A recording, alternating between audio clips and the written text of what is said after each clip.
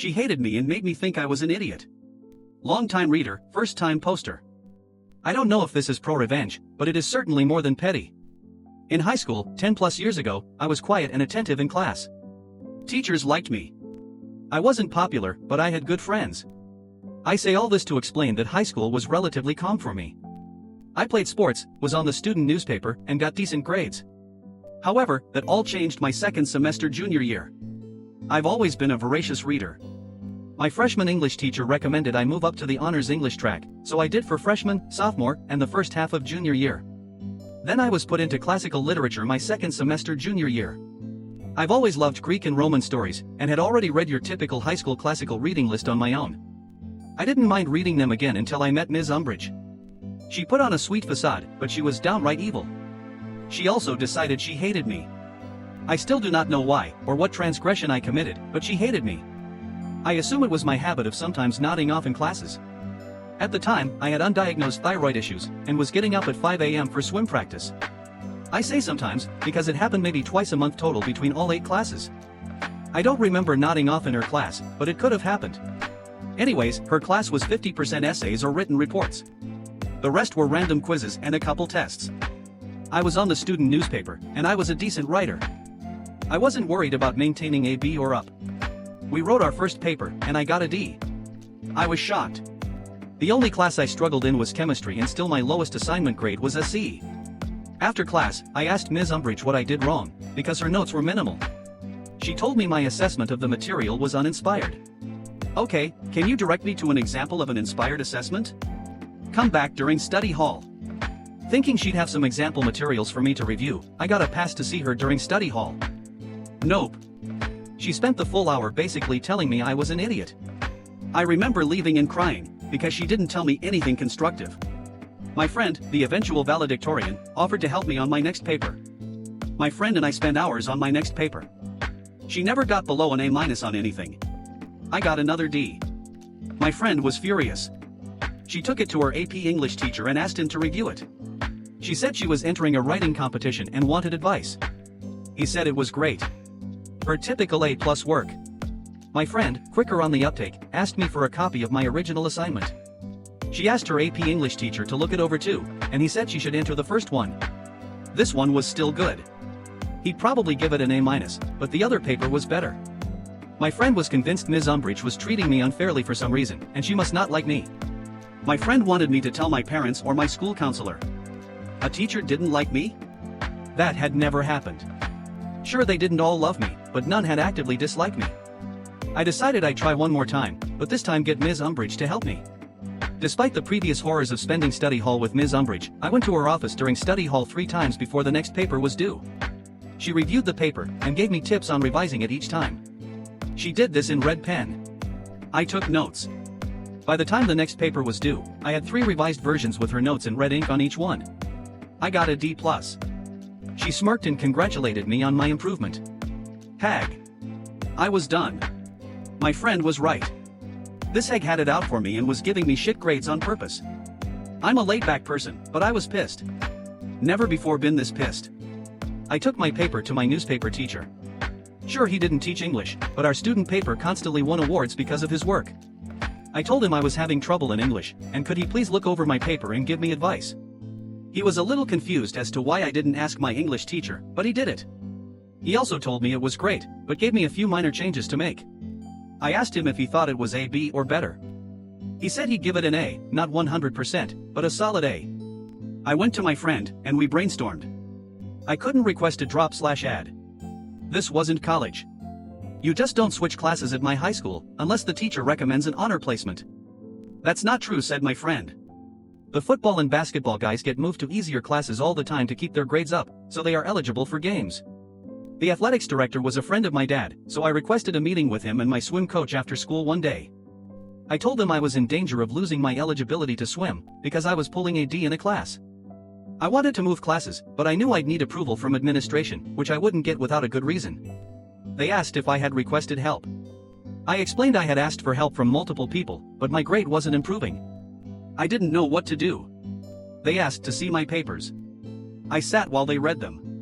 They both looked at me confused. Neither of them could understand how those papers were worth only a D. The student VP was brought in. He asked who helped me. I explained my friend, he knew who she was, again future valedictorian, and she had even asked her AP English teacher to look it over for advice. I had also asked my newspaper teacher to help me.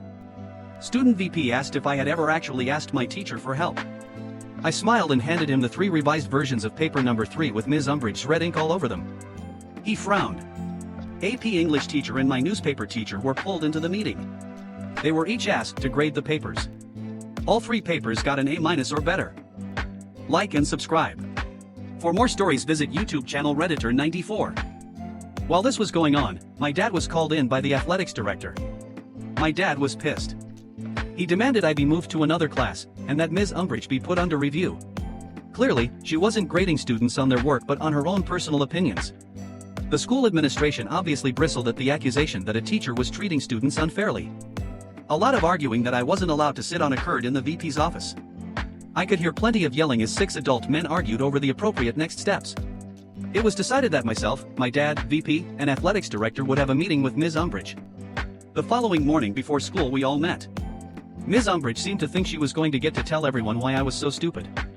VP explained that if I maintained a D in her class, I would lose my extracurricular eligibility, and we were all meeting to discuss what to do. She smirked and said I should be moved to the non-honors English track, and I had no business being in honors English. I didn't have the aptitude to understand the complex classical literature they were studying, and I probably would need a tutor to even get through basic English. I've never seen my father so red, and I half expected to see steam come out of his ears. VP asked why she didn't try to help me improve. She said it was up to students to put in the initiative to get better. VP asked if that meant I had never asked her for help. She said I had not. VP then pulled out the 3 revised versions of paper number 3 and handed them to Ms. Umbridge. Now it was her turn to be read. She called me a liar and said those notes weren't hers. Things got heated, and I was asked to leave again. I sat outside the office. This time the secretary was there, and we both heard the shouting. School was set to start in 30 minutes, and they were all just shouting. Then AP English teacher and newspaper teacher were called in again. More shouting. About 5 minutes to the start of classes, the teachers left and I was called back in. If looks could kill, I'd have died then and there when Ms. Umbridge walked out of VP's office. I was being moved to basic English effective immediately. My current grade would not carry over. I would not need to make up any past assignments, and new teacher would be instructed to grade me only on the assignments going forward. My new English teacher, Ms. Honey, ended up being the English department head. She was at least 65 and had been doing this for decades. After 2.5 years of honors English, this class was easier than PE. I barely had to try to get an A, but I refused to let Ms. Honey think Ms. Umbridge had been right. I tried harder in that class than any other class that semester. I finished projects so quickly that I was asked to tutor a girl struggling in the class. I spent half the class period just helping this girl understand the material. I helped her go from a C- to a B+.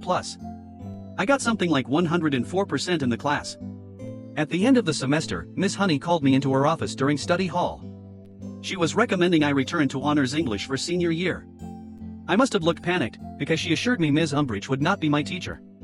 In fact, she would not be anyone's teacher. She was leaving at the end of the school year.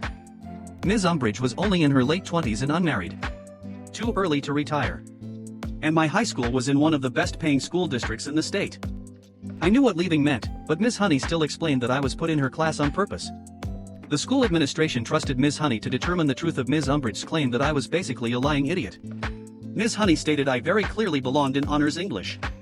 She apologized if her class had not been challenging enough for me. I cried. I mean full-on ugly, snot cried. I didn't realize it, but part of me had actually believed Ms. Umbridge up until that moment. Ms. Honey hugged me and consoled me. I spent senior year in honors English and spent my study hall tutoring Ms. Honey's struggling students. To this day, I think about that awful woman fairly regularly. My career is strongly writing-based, and I still worry obsessively over my writing.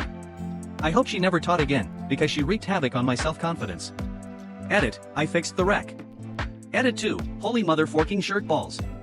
Guys. I did not expect this response. Gold in front page. Thank you, gold giver.